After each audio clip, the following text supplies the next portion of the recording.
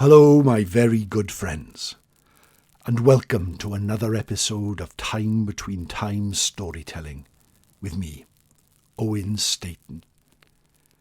It seems like the world has turned many times since we last sat at the firepit at the heart of the forest and listened to another tale traditionally told. There have been a few episodes where I have spoken to other people, firepit fables, and I'm sure you've enjoyed them. But tonight, it's just back to you and I, sitting at the heart of the forest, when the veil between our world and the fairy world grows wafer thin. Before we begin, can I just wish a very happy birthday to Liz, my friend in Scotland. Whenever there is a tale to be told from north of the border, she is there for me with the finest details. Penblwydd hapus, Liz. I hope you have a great day. And then, can we all wish Sandra the very best in getting well again? Sandra is the artist who has designed the logo on this podcast. She is a wonderful artist and a wonderful person who has been unlucky with her health lately. I'm sure you will all wish her all the best, the same as I do. She has a website called Sandstar Art. It's currently closed as she recovers, but please keep an eye on it. There are badges and prints and posters, all in the style that we love in the Time Between Times logo. So please support her when you can. If you're listening, Sandra, please get well soon. Okay, my friends, sit back. Relax. Close your eyes if it's safe to do so. And let us just go on a journey of imagination. The darkest heart of the winter is gone, but the rain still falls from the sky. So heavy, it sometimes feels like it hurts your head when you step outside, and tonight is no different. It is a gloomy gorge of a night. So dark, you can barely see your hand in front of your face, and the sun has not yet gone away. We feel with all our heart that we just want to sit indoors. The heating is on, the telly is on. But we know there is more left in this day. We know we want to step outside when the sun is gone and the sky is grey. We put on our coat. We step out of our front door, braving the breeze in our face, and start to walk down the road towards the forest. The buds are just starting to show on the branches, but there is still a carpet of dead leaves as we step into the woods. As soon as we leave behind the place we live and step into that forest, we start to feel the magic in the air. What was full of noise is now full of silence. But that silence brings a noise of its own. The animals, they pass on either side of the path. There are shadows, and shadows. And we know that the visitors from other realms pass this way as quickly and as surely as we do. We pass the old mossy tower, the babbling brook. We step over it and a bit of water catches our foot, making it cold. But we don't mind, because there, right in front of us, is the clearing at the heart of the forest. There in a blake of the trees above, we can see that the sun and the moon share the same sky. It is full of our friends. They wave greetings to us. We have warm drinks and nice food, and we sit around the spluttering fire.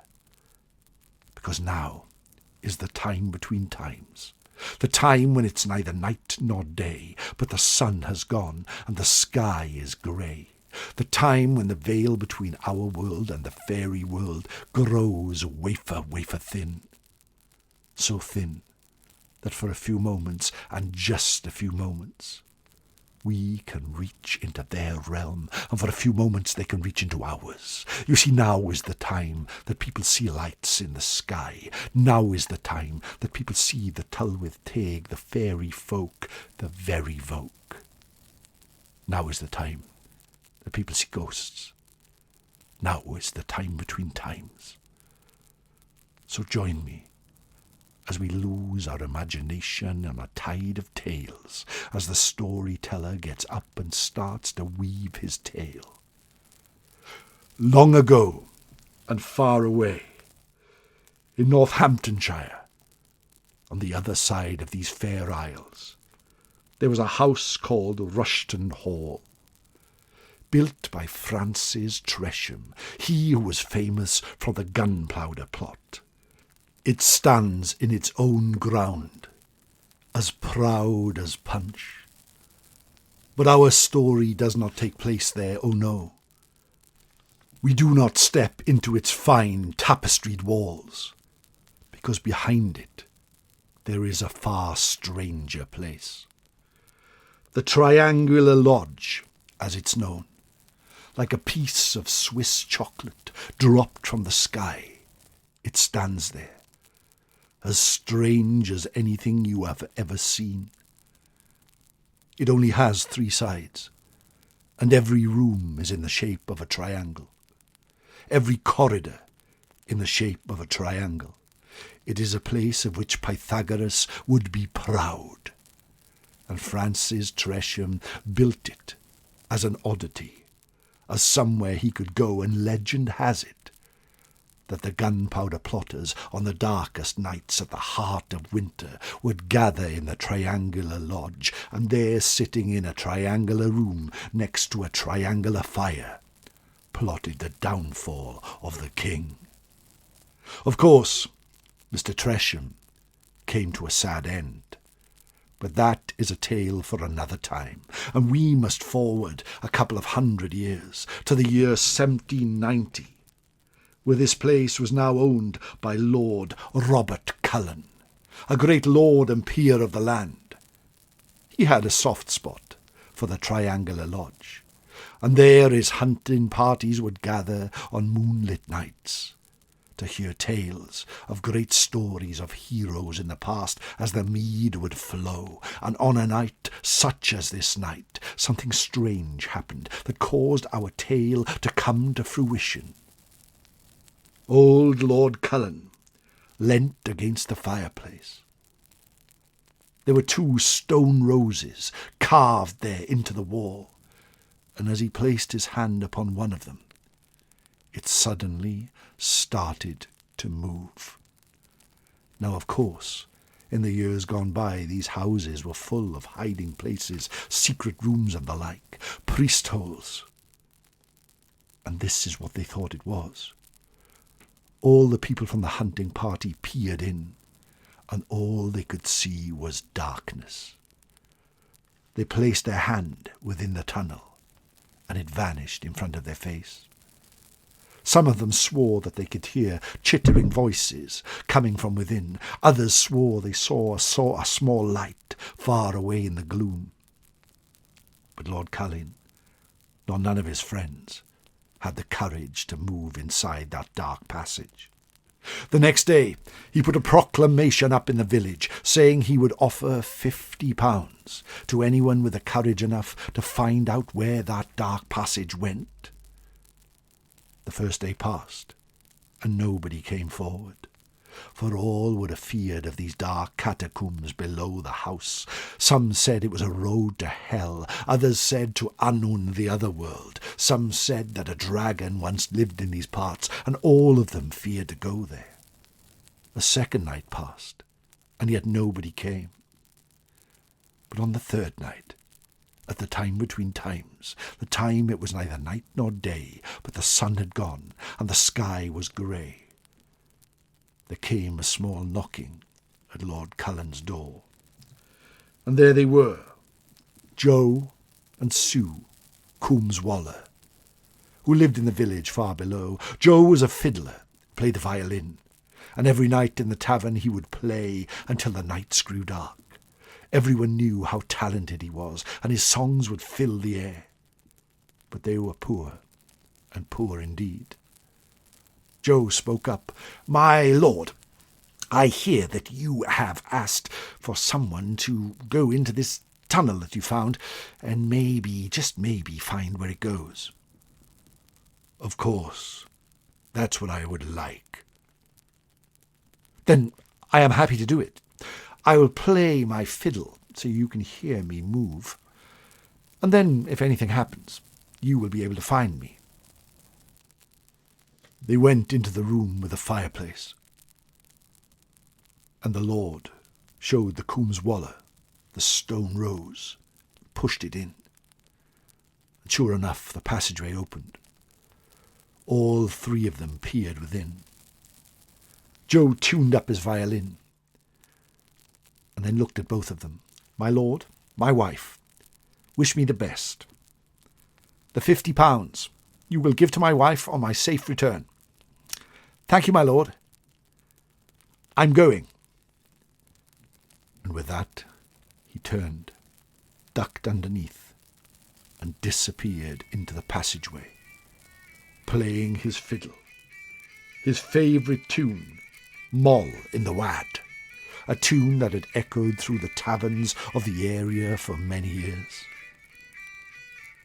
Sue and the Lord waited and listened, watched and wondered, as the tune became quieter and slower and further away. They peered in, and the small light that the fiddler carried vanished. The single candle that he took with him into the passageway lost into the gloom, and onwards and onwards and onwards he went, until at last the sound of his jaunty song slowly vanished, disappeared, became lost, became silent, and as quiet as the grave. They waited until dawn, and Sue started to weep, and Lord Cullen looked at her and said, "Well, he's not coming back, is he? And the £50 would only be paid on his return." And he closed the passage. Sue fled from the house down to the village and started to cry. All the people gathered and felt outrage at the way the Lord had treated her. They came up and hammered on the door, demanding that a rescue mission be sent in there to rescue Joe. And sure enough, 3 of the villagers and Lord Cullen summoned up enough courage to take that long, distant, dark and dismal path behind the fireplace. They set foot into the darkness. They watched as the light from the room behind them slowly vanished, and made their way round and around, up and down, back and to the left, up and to the right, until at last they found what happened to Joe. For there, in this cavern hewn from the very earth, far beneath the house, the triangular lodge, there was a pit. Lord Cullen took a coin from his pocket and dropped it in the pit, and counted as it fell, trying to gauge its depth. But they did not hear where it landed. "It's a bottomless pit," he called, and there, to his horror, he found Joe's hat and candle next to it. "Well, that is what's here. Come, let us go back safely." They returned out. The Lord still refused to pay Sue, but now they knew what happened to Joe. Her life was lonely after that. The days became weeks, the weeks became months, the months became 2 years. But suddenly, on a day very much like today, as she awoke for another lonely day, she heard the sound of a horse outside her house. She opened the door, and there was a messenger carrying a letter. "I have this letter for you, miss."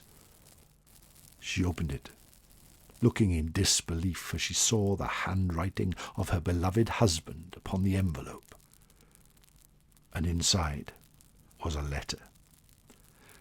"My dearest Sue, you may have been wondering where I have been.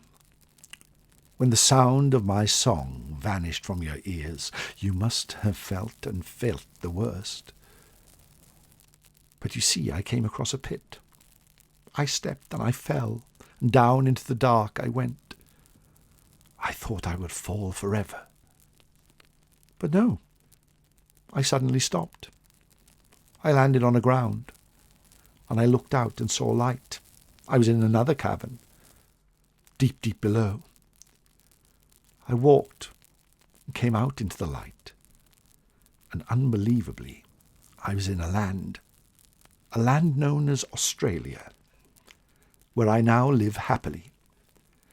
I ask that you give this letter to Lord Cullen and ask for his £50 and join me here on the other side of the earth.